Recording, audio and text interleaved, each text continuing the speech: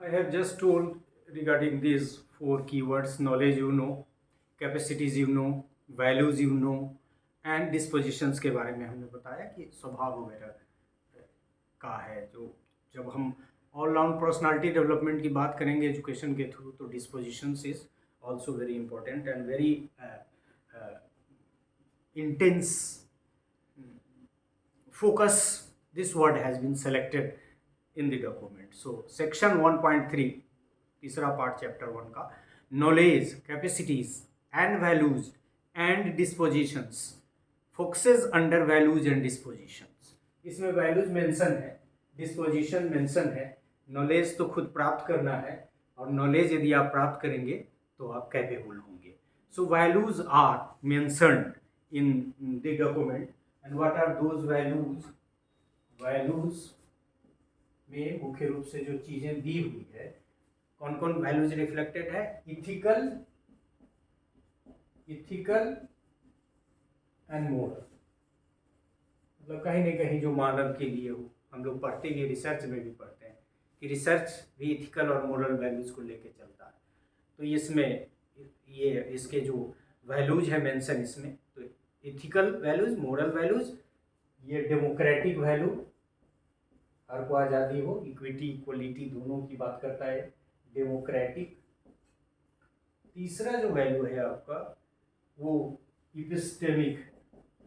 इपिस्टोमोलॉजी आप जानते हैं, नॉलेज का जो ब्रांच है उसकी स्टडी से रिलेटेड है। उसी की स्टडी को कहते हैं कि नॉलेज कैसे क्रिएट है, किस तरह का नॉलेज है, आदि आदि। ज़्यादा यदि आपको जानना है तो अंडरस्टैंडिंग रिसर्च पैराडाइम बार का एक लेक्चर भी कई सीरीज में डाला हुआ है, उसमें एपिस्टेमोलॉजी को बहुत एक्सप्लेन किया हुआ है। और दूसरा कि वो एकेडमिया पे डाला हुआ भी है, अंडरस्टैंडिंग रिसर्च पैराडाइम बार, क्योंकि ये एक पैराडाइम का पार्ट है, उसके एलिमेंट के रूप में एपिस्टेमोलॉजी को डाला हुआ है। सो एपिस्टेमिक, एपिस्टेमिक को पूरा मैं लिख देता हूँ क्योंकि बाकी चीज़ें तो आपको, ये तीन वैल्यूज। और एपिस्टेमिक का मतलब ही होता है about knowledge and truth value, मतलब नॉलेज तो चाहिए ही। ये नॉलेज यहाँ, ये नॉलेज का ही साइंस है। नॉलेज के बारे में सारी चीज़ों की जानकारी एपिस्टेमोलॉजी देता है, और ये आप वहाँ देखें यदि ज़्यादा जानना चाहते हैं। So the values mentioned are as ethical and moral, democratic values and epistemic value, तीन value. So far as dispositions are concern, इसके जो डिस्पोजिशंस है, पूरा नहीं लिखेंगे तो डिस्पोजिशंस में है ए पॉजिटिव वर्क एथिक्स, मतलब आपका स्वभाव बदले इस ढंग से कि आप पॉजिटिव वर्क एथिक्स को अपनाएं। ये स्कूल एजुकेशन के माध्यम से आपने इनकलकेट कर देना है कि आपका जो माइंड सेट हो, आपकी जो पर्सनालिटी हो, वो पॉजिटिव वर्क इथिक। और वर्क इथिक क्या है ये समझना और फिर उसके अकॉर्डिंगली करना। क्यूरियसिटी एंड वंडर, इसको भी डेवलप करना है आपके स्वभाव में कि you have to be curious and you have to develop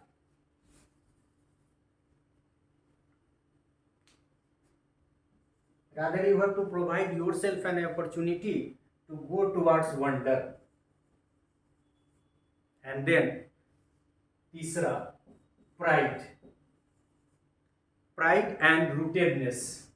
rootedness, अब ये तो आप ये रूटेडनेस जैसे ही लिखे आप समझ जाएंगे क्या, इन इंडिया, मतलब देश के लिए आप में गौरव का भाव हो और देश की जो संस्कृति है, सभ्यता है, उस पे आपको गर्व हो, इसकी तरफ इशारा है। तो एक तरह से हम लोगों ने जो मुख्य बातें की वैल्यूज में, ये आप देख रहे हैं इथिकल, मोरल, डेमोक्रेटिक, एपिस्टेमिक, यहाँ है कि तीन positive work ethics, curiosity and wonder पे फोकस, और फिर pride and rootedness in India.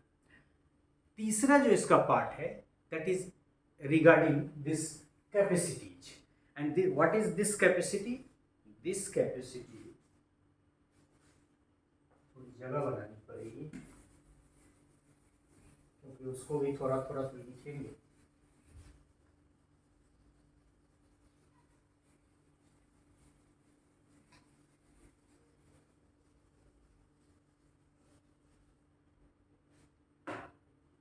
क्या आएगा, कैपेसिटीज। कैपेसिटीज में कौन कौन मेंशन है,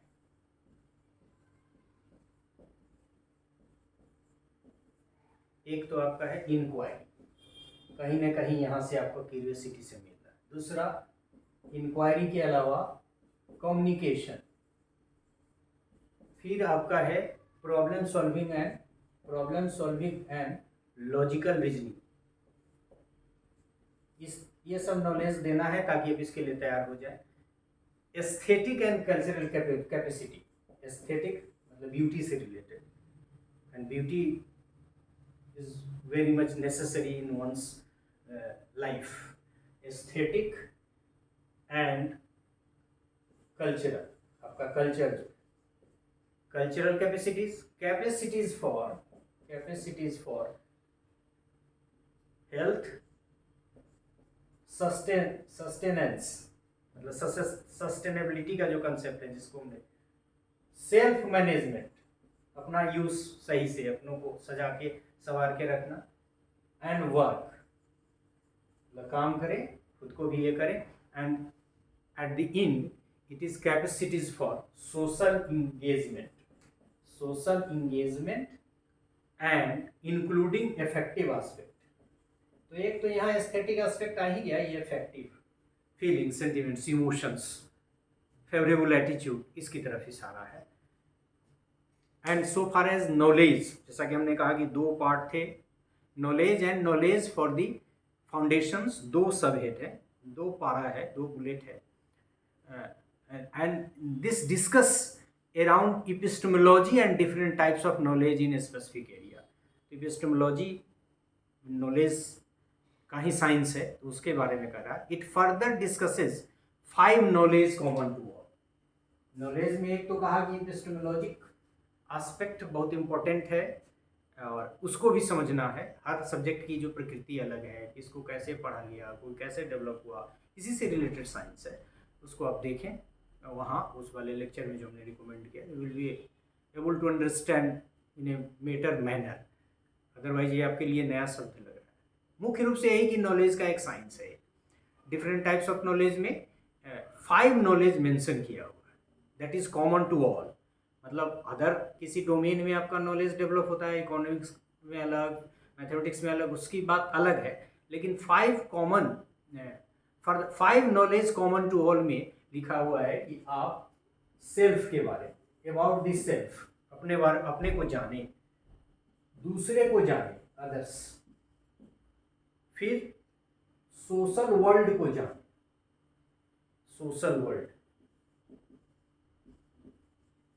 वर्ल्ड के साथ साथ आप फिजिकल और नेचुरल वर्ल्ड को भी जाने। मतलब ये कह रहा है कि नॉलेज स्कूल एजुकेशन ऐसा दे कि हर व्यक्ति अपने को जान ले, दूसरे को जान ले, सोशल वर्ल्ड को जान ले, फिजिकल वर्ल्ड को जान ले, और नेचुरल वर्ल्ड को जान ले। तो ये हो गया नॉलेज। तो आप देखेंगे कि ये सारी चीज़ें यहाँ रिपीट हो गई। हमने कुछ लिखा भी बोर्ड पे। हम स्टार्ट करते हैं शुरू से फिर एक बार, कि वैल्यूज़ में ethical and moral values, democratic values and epistemic values, 3 values. Dispositions जो एक्वायर करना है जिससे आपका पर्सनालिटी ग्रो करे, उसमें work ethic, curiosity and wonder, pride and rootedness in India, ये फोकस्ड है।